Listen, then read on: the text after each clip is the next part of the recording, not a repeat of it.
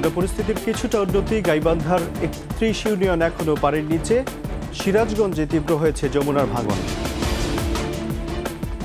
ব্রিটেনে লেবার পার্টির ভূমিধস জয়, প্রধানমন্ত্রী হচ্ছেন কিয়ার স্টারমার। বিজয়ী ভাষণে বললেন, এখান থেকেই পরিবর্তনের শুরু।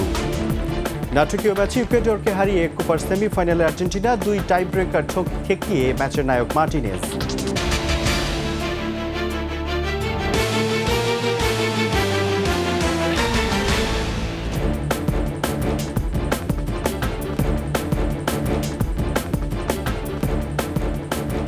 শুনছিলেন ফার্স্ট সিকিউরিটি ইসলামী ব্যাংক পিএলসি সংবাদ শিরোনাম।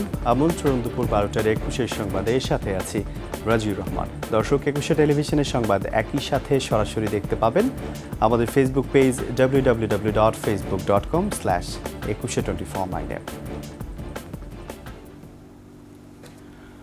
সুনামগঞ্জে বন্যা পরিস্থিতির কিছুটা উন্নতি হয়েছে, কমেছে সবকটি নদ নদীর পানি। গাইবান্ধায় প্লাবিত ৩১ ইউনিয়নের এখনও পানির নিচে। এদিকে সিরাজগঞ্জে তীব্র হচ্ছে নদী ভাঙন। যমুনায় বিলীন হচ্ছে ফসলি জমি, বসতঘর। প্রতিনিধিদের সহায়তায় আরও জানাচ্ছেন খুরশিদ আলম মুকুল। ২ দফার বন্যায় দিশেহারা সুনামগঞ্জের বানভাসীরা। তবে দুদিন ধরে বৃষ্টি এবং পাহাড়ি ঢলকমায় কিছুটা স্বস্তি ফিরেছে। সুরমা, জাদুকাটা, বোলাই, পাটলাই সহ সবকটি নদ নদীর পানি কমতে শুরু করেছে। নদীর পানি কমলেও দুর্ভোগ কমছে না পানিবন্দী মানুষের। বিশুদ্ধ পানির সংকটে বন্যা কবলিত মানুষেরা। গাইবান্ধায় তিস্তার পানি কমলেও যমুনা, ব্রহ্মপুত্র ও ঘাঘট নদীর পানি বিপদসীমার উপর দিয়ে প্রবাহিত হচ্ছে। প্লাবিত হয়েছে গাইবান্ধার সুন্দরগঞ্জ, ফুলছড়ি ও সাঘাটার ৩১টি ইউনিয়ন। সবচেয়ে বেশি বিপাকে চরাঞ্চলের বাসিন্দারা। বিদ্যালয়গুলোতে পানি থাকায় বন্ধ রয়েছে পাঠদান। এদিকে সিরাজগঞ্জে যমুনার পানি বৃদ্ধি অব্যাহত রয়েছে। শহর রক্ষা বাঁধের হাট পয়েন্টে বিপদসীমার উপর দিয়ে প্রবাহিত হচ্ছে যমুনার পানি। নদীর পানি বাড়ার সাথে তীব্র হয়েছে নদী ভাঙন। শাহজাদপুর ও এনায়েতপুরে হাট পাঁচিল, সৈয়দপুর, ভেকা এবং জামালপুরে সপ্তাহের ব্যবধানে যমুনায় বিলীন হয়েছে শতাধিক ঘরবাড়ি। খুরশিদ আলম মুকুল, ২১ টেলিভিশন। দক্ষ জনবল সংকট আর ল্যাবের যন্ত্রপাতি অকেজো সহ নানা সমস্যায় জর্জরিত বরিশাল শেরেবাংলা মেডিকেল কলেজ হাসপাতাল। গাদাগাদি করে দীর্ঘ লাইনে দাঁড়িয়ে সেবা নিতে গিয়ে আরও অসুস্থ হয়ে পড়ছেন রোগীরা। এছাড়া বেশি টাকায় প্রাইভেট মেডিকেলে পরীক্ষা করাতে হচ্ছে দরিদ্র মানুষের। বরিশাল থেকে সুখেন্দু ইদবরের রিপোর্ট জানাচ্ছেন রত্না জামান। বের করে দিয়েছে ওইখান থেকে, ওই যে এন্ট্রি করে সে গেছে, তা আমি এই রোদরে বাসা নিয়ে ঘুরছি, বাসা পায়খানা করছে। অসুস্থ রোগীকে সুস্থ করতে হাসপাতালে এসে নানান বিড়ম্বনায় পড়েছেন এই মা। দীর্ঘ লাইনে থেকে বিপর্যস্ত তিনি জানালেন অসহায়ত্বের কথা। আমার আইসা ধুমকিতে চাস পুলিশটাই, আর বাপেরে যাইও কা ফিটার চাইছে ঢুকাইতে, আমি করব কি? এন্তে যা সরসর কই আমারে বাইর করে দিয়েছে। এরকম অনেকেই দূর দূরান্ত থেকে এসে ঘন্টার পর ঘন্টা অপেক্ষা করেন চিকিৎসার জন্য। অবশেষে ডাক্তারের দেখা মিললেও পরীক্ষা নিরীক্ষার জন্য আবার দৌড়াতে হয় বেসরকারি প্রতিষ্ঠানে, যেখানে গুনতে হয় বেশি টাকা।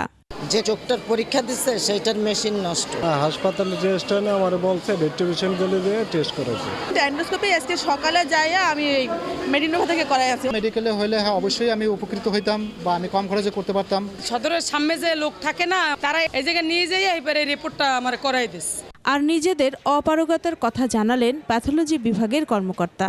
4000 ভাগে ভাগে এভাবে টেস্ট করতে গেলে ব্লাড, ইউরিন, স্টুল, তাতে আমাদের এই জনবল দিয়ে মানে খুবই কষ্ট হয়। এটা মেডিসিন সাপ্লাই পাইলে বাচ্চাদের যে থ্যালাসেমিয়া বা রক্তশূন্যতা যে রোগে ভুগতেছে, এগুলার চিকিৎসায় অনেক সহযোগিতা হবে। তবে সব ধরনের সমস্যা সমাধান হবে এমনটাই আশ্বাস হাসপাতালের পরিচালকের। এমআরআই মেশিন পেলে আমরা আরও সেবা দিতে পারবো। তো আর জনবলের ব্যাপারে আসলে আমাদের জনবল তো 500 শয্যার এগেনস্টে, তো সেই ক্ষেত্রে জনবল ঘাটতি প্রচুর। এটা আসলে সময় সাপেক্ষ ব্যাপার হবে।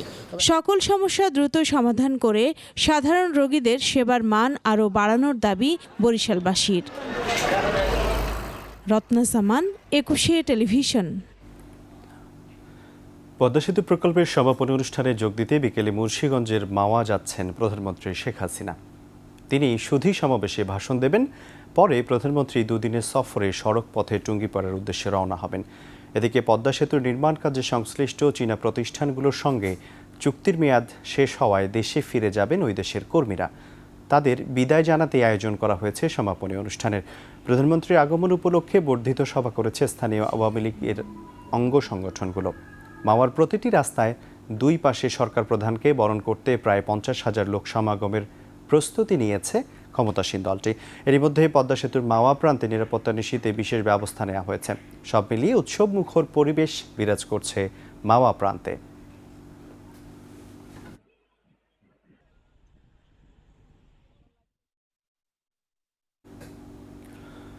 যুক্তরাজ্যে নিরঙ্কুশ সংখ্যাগরিষ্ঠতা পেল লেবার পার্টি। প্রায় 1.5 দশকের কনজারভেটিভ শাসনের অবসান ঘটিয়ে বড় জয় নিয়ে ক্ষমতায় ফিরল বিরোধী লেবার পার্টি। প্রধানমন্ত্রী হচ্ছেন কিয়ের স্টারমার। বুথ ফেরত জরিপের সাথে মিলে গেছে ফলাফল। এখন পর্যন্ত লেবার পেয়েছে 389টি আর কনজারভেটিভ পার্টি পেয়েছে মাত্র 97টি আসন। আরও জানাচ্ছেন আজহারুল ইসলাম। 2019 সালে টরি নেতা বরিস জনসন একতরফা জয় পাবার পর এটাই যুক্তরাজ্যে প্রথম জাতীয় ভোট। স্থানীয় সময় বুধবার সকাল 7টায় ভোট গ্রহণ শুরু হয়ে শেষ হয় রাত 10টায়। এরপরই আসে বুথ ফেরত জরিপের ফল। লেবার 410 আসনে জয়ী হয়ে নিরঙ্কুশ সংখ্যাগরিষ্ঠতা পাবে বলেই আভাস দেয়া হয় জরিপে। আর প্রধানমন্ত্রী ঋষি সুনাকের কনজারভেটিভ পার্টি পাবে 131 আসন।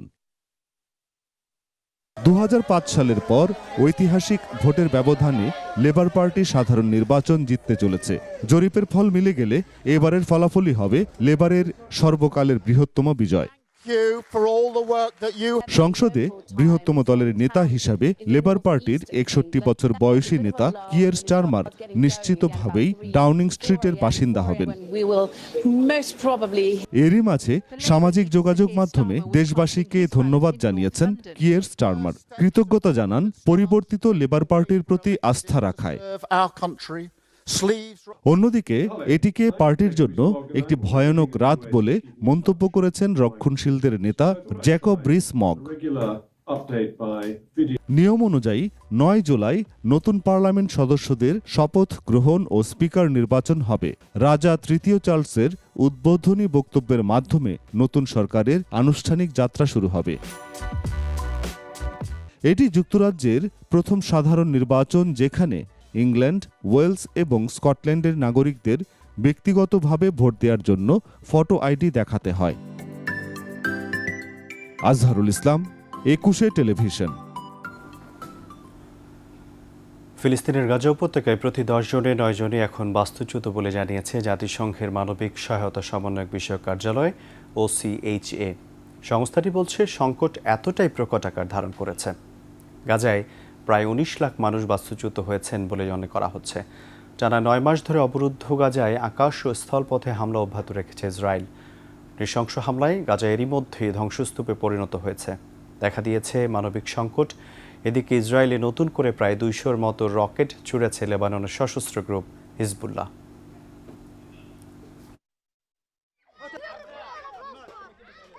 দর্শকের সাথে শেষ করছি দুপুর 12টার 21 সংবাদ। বিস্তারিত জানতে আমাদের ফেসবুকে লগ ইন করতে পারেন www.facebook.com/2124 অনলাইনে। পরবর্তী সংবাদ দুপুর 2টা দেখার আমন্ত্রণ রইল। 21-এর সাথেই থাকুন।